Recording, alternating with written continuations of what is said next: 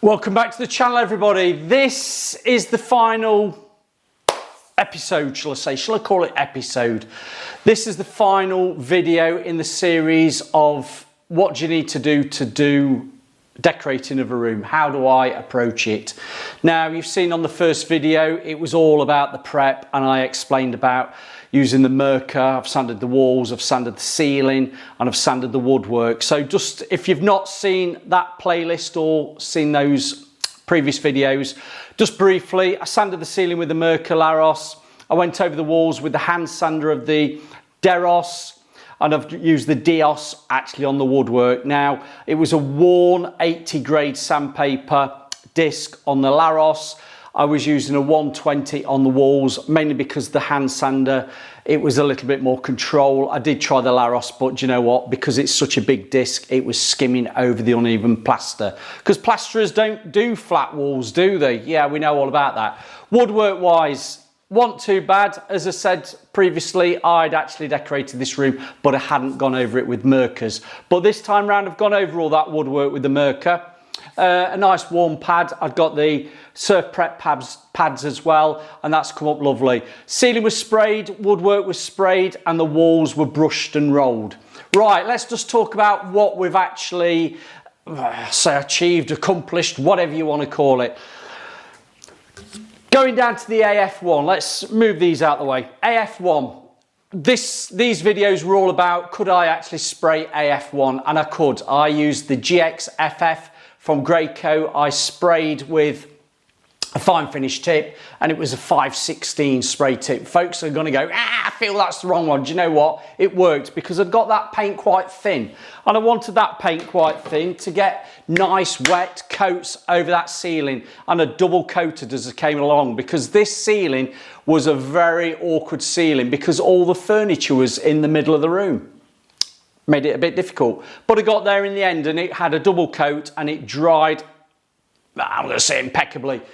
I actually come in through that door and I don't see any flashing from the paint. I don't see any bands where the actual spray, you know, you've got to do a 50-50 overlap, and sometimes if you missed it, you can actually get some bands of your spray fan pattern. I'd got a nice spray fan pattern, so we're all right with that. What I can see on the ceiling is where the plasterboard is probably a bit dipped or a bit, it's not flat. So you do get that natural, and I'll spin round because we've got a window here that brings in a lot of light. It's the patio door. You do get that little bit of shadowing from an uneven surface, and particularly in that corner there, there'd been a water leak previously that had been patched up. So there is naturally areas down here that I can see a band joint. Nothing I can do about it. The other thing I want to mention, if you saw that original first videos, there was some cracks. And do you know what? I didn't want to do tape and joint, because if you do a tape and joint, you do seem to get a little bit of a proud area. So all I did was just rake that joint out, and I filled it a couple of times. Do you know what? Within 3 days, that joint had just pulled back to the original crack that was there. I can just finally see it. It is very fine. Do you know what? There's not much I can do about it. There's just natural movement in this house, and it doesn't probably help because we've got underfloor heating. So the underfloor heating comes on, and the warmth of the room does seem to move plasterboards, particularly on ceilings, because of the joists and things like that. I had nothing I can do about it, but do you know what? If you look for it, you'll find it. If you don't look for it, you'll walk in the room and go, what a room it is. It's really nice. Dropping onto the woodwork. I did take the door off. And do you know what? That woodwork's come up silky smooth. I'm going to do the Chris the Foxy, the silky smooth, the silky smooth. That's all from that film with him in it and his hairdresser, and it's silky smooth. The woodwork's lovely. I'm really pleased how that's come out, and I did tape. So if you've seen videos on my reels on my Facebook and bits and pieces, I'll be holding them about, because I did do plenty of videos about taping. Now, I taped it. I went over with a brush full of paint just around the top edge of the tape. The brush full of paint was the Helmi, because we did spray with Helmi 30. That's something I'd got in the workshop. Do you know what? That spray's lovely. The finish is lovely. It's probably an underrated paint. If you've not tried it, give that a go. But I taped and I went round with a brush full of paint, let that dry, and then I came back the next day, and this is where we're going to be talking about coat paint. Now the coat paint, I've used it before. I really like coat paint. This is the durable, what do they call it? They call it the walls and ceiling flat matte. It is a durable paint. Don't think it's a flat finish that's going to show flashing. It doesn't. I've used it on ceilings in light colours. It looks fantastic. I've used it on walls earlier on this year. Brilliant paint. What I am going to be, I'm going to get a lot of moan. It's not this paint, it's loads of paint. This is a yellow colour, mustardy yellow. It's actually called, I should know because I've flipping dealt with it. It's called Ziggy's Yellow. Now, if you watch that first few videos, I did sand these walls down, and where I'd previously painted it with Clean Extreme, it was in like a sagey colour. Let's keep it simple, sagey colour. All was good. Where I've had problems is where I sanded down where there was very bad heavy orange peel from the contract matte paint before, and the painters that had been in this new build, they'd used an 18-inch roller, which is massive, and it was leaving tram lines. Fatty tram lines of roller is not good. So with the Mercury, I did manage to sand those down, but it brought the white colour through. Now, where I've had problems is getting that yellow to cover with the opacity. Now, there are other areas that have got white issues, where it's sprayed slightly onto the wall edges, round the tops, and also around the bottoms. I'm going to point, can I do it? Where the overspray of the paint goes onto the wall, I've got white, clearly. But do you know what? Yellows, it doesn't matter what brand it is. You tell me a brand of yellowy paint that would cover in one, cover in two. Would it cover for one? Should it cover for two? Because do you know what? I gave one coat of this one day, looked at it and I thought, it's a little bit grinny around the top edges. And where I'd sanded on the walls, I was seeing even a bit of plaster grinning through. This paint wasn't thinned. Didn't need thinning. I didn't want to thin it because I thought I'm going to be reducing the body of the paint if I thin it. So I didn't thin it, and I went on, and where I was going over Clean Extreme, it brushed nicely and it rolled nicely. And just touching on that, I did use a 15mm microfiber roller, Arrowworthy. Now you're going to say 15mm a long pile, I know, but do you know what? Once that's actually got loads of paint on it and it's holding loads of paint, it actually goes quite flat. So don't think of a 15mm like a sheepskin that's leaving flappy sheepskin pattern over there. It still leaves a very subtle orange peel effect. It's not a heavy orange peel. So if you're wanting to coat your walls out with a finished paint, look at the 15mm rollers, particularly the microfiber. There's other brands available. This was just a microfiber one from Arrowworthy. Really nice because it holds your paint. It's not running out of paint. You're not doing like that and it suddenly runs out. You've got plenty of actual paint on there to get a good area done. So that roller's really nice. But after two coats, because I did one coat one day and came back the next, I came in and it was still grinning through on those top edges. Now, the trouble was, I came in, I've been working this job with other jobs. Customers away on holiday, they're not actually back till tomorrow morning. So I've been working this job as and when.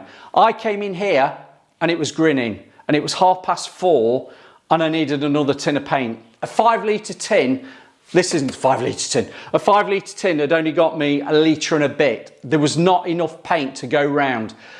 If it was just grinning on the ceiling edge, I could have probably just touched up and brushed it round, because this paint does really touch up really well. It doesn't flash.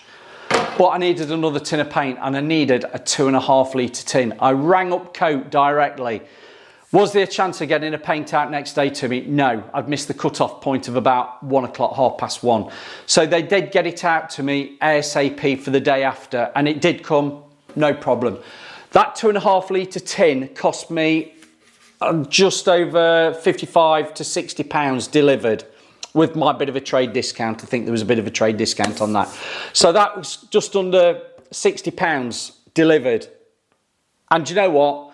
That tin there's probably, I can feel weight. If you're a professional painter and decorator, you can normally pick up a tin of paint and you can tell how much is in there. That paint tin has got, I would say, roughly about just under half to a half.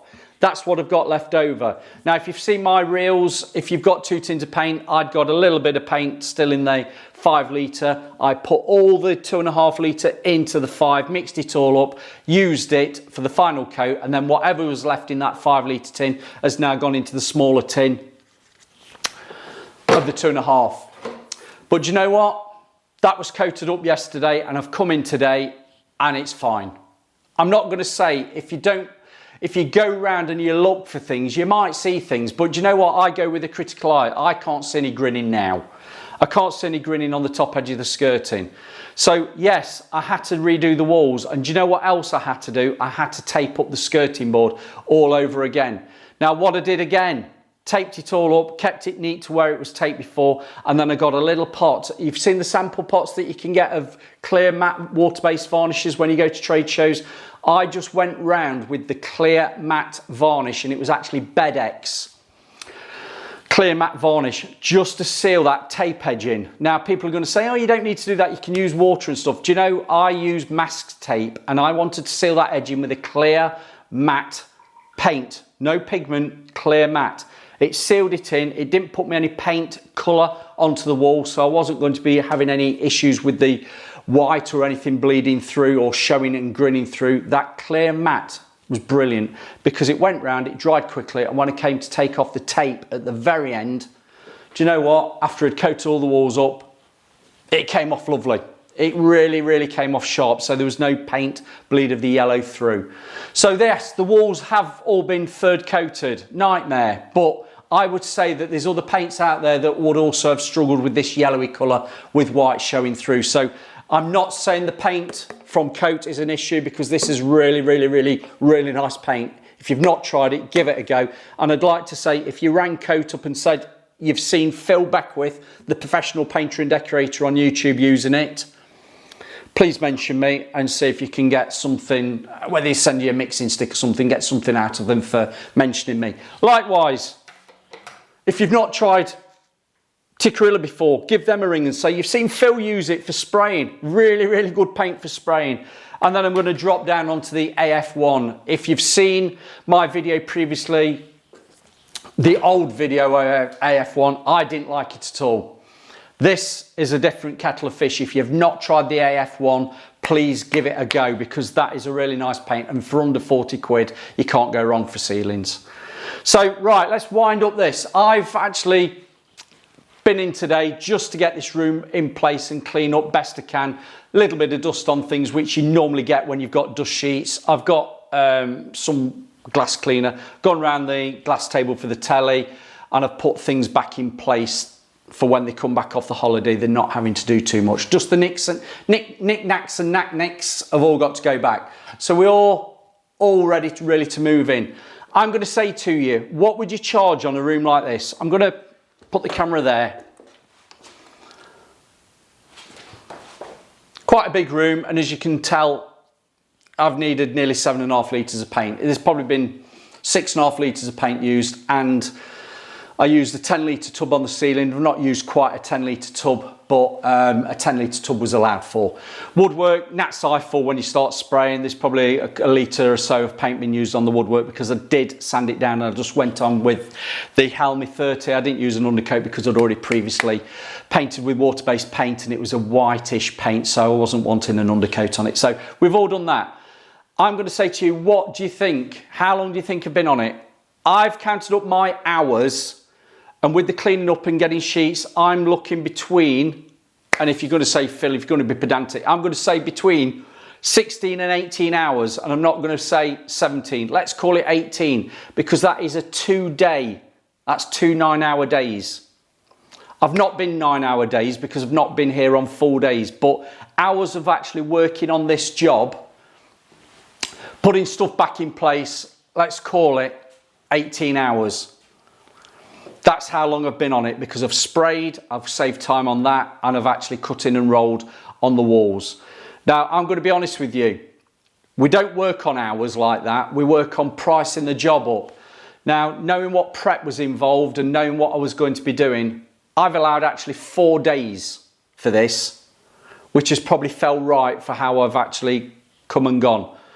Don't charge your time out, charge for the job done. Do you know what? Customers accepted the price. I'm not going to tell you what I've charged because that's between me and the customer. And it also depends on what you charge, is like what you work out your prices. But do you know what? With the paint, which hasn't cost an arm and a leg, a 5 litre tin of paint delivered, I should have ordered plenty, but 5 litre of coat is roughly about 90 quid.